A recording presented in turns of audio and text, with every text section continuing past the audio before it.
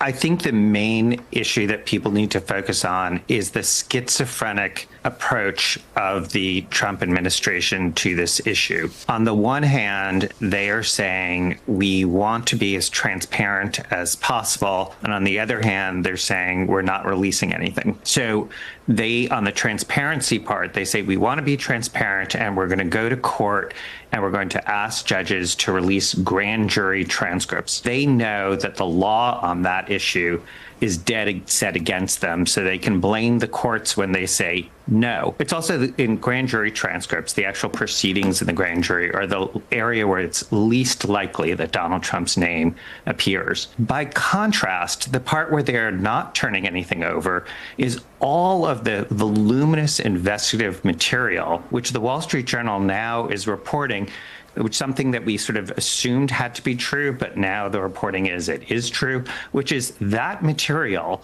has Donald Trump's name in it. And of course, shouldn't be surprising because there's so much reporting that the two of them knew each other and socialized with each other. It doesn't mean that Donald Trump committed a crime, but his reaction to this is the thing that's probably the most telling, because it certainly is he protests too much. But that material, and this is sort of the take home, I think, for everyone, and when I think about this, is that material, the voluminous investigative material that the Department of Justice has, that can be turned over right now, today, this minute. There is no grand jury requirement that you go to court to turn that over.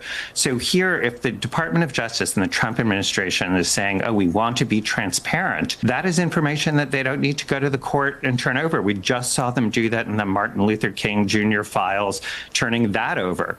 So you really are seeing this continuation of a schizophrenic approach, and the Wall Street Journal reporting gives you certainly a motive for why they are sort of, on the one hand, saying we're going to go to court, and the other hand saying the stuff that's most likely to name Donald Trump, we are not disclosing.